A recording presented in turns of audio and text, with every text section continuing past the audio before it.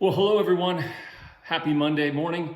Welcome to Monday Devotionals. My name is Ken Berkey. And hey, for just a few moments, I kind of want to take you on a journey that the Live58 Church has been going on. It's funny, we started our services in June.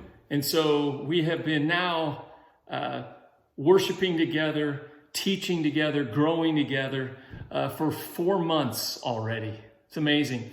One of the things that we said at the beginning, because we started Live58 during COVID, and so we are still feeling the effects of COVID, is that we would learn some things to do during this time that we would find invaluable.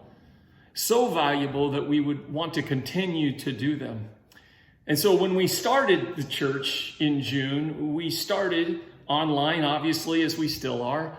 But we started with home groups. We said, we can't meet in a big building and pack a bunch of people in. So why don't we just have different home groups get together and watch and experience the services together? And I'm telling you what, I was just surprised. Surprised, not the right word. I was just encouraged by the power of 8 to 12 people sitting in a living room together, singing together, listening to the teaching together, and then when the service is over, learning, praying for one another, discussing the situation and the topic. So over the last 4 months, we have grown our home groups. And one of the things as a leadership team that we have been talking about is we're not just holding on to home groups until we can all pack in a big building. Now, we look forward to the day where we can gather in larger groups like we do at Almond Park once a month, and what we are going to continue to do going forward, where we will be able to meet all together, but it will not be at the detriment of home groups.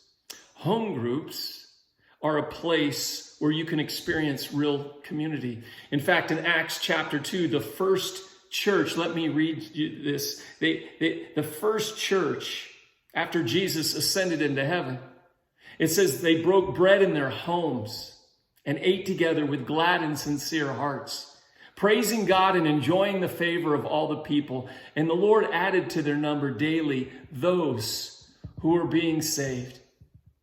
I love Hebrews chapter 10 in this time where people are isolated.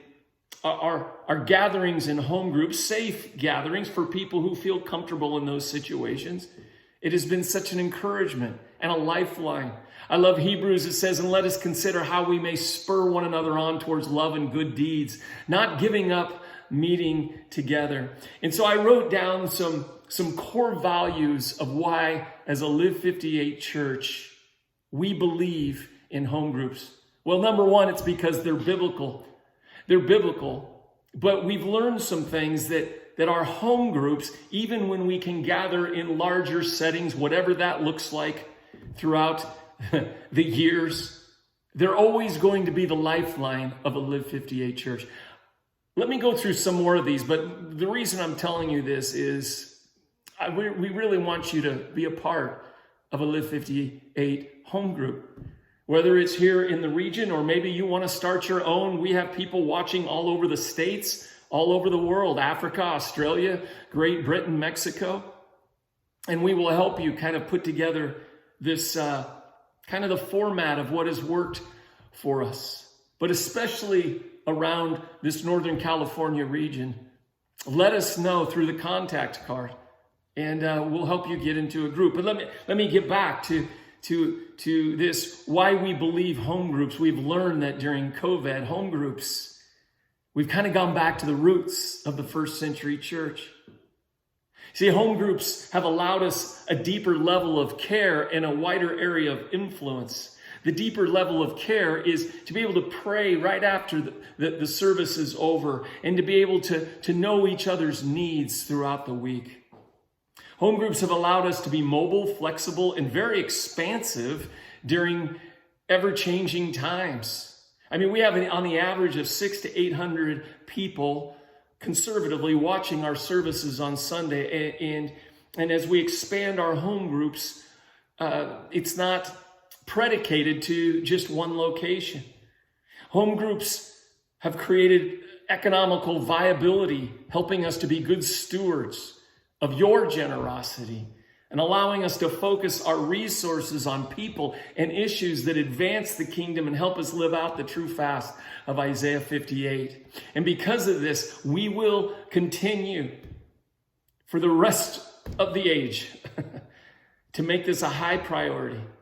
Because if we do home groups right, we will be able to accomplish this pure vision of a Live 58 church. And what's that vision? To create a safe, simple, servant-focused church of people from diverse backgrounds to discover the life-giving biblical rhythms of worshiping together, learning together, praying together, resting together, sharing our personal stories together, serving together, and celebrating together.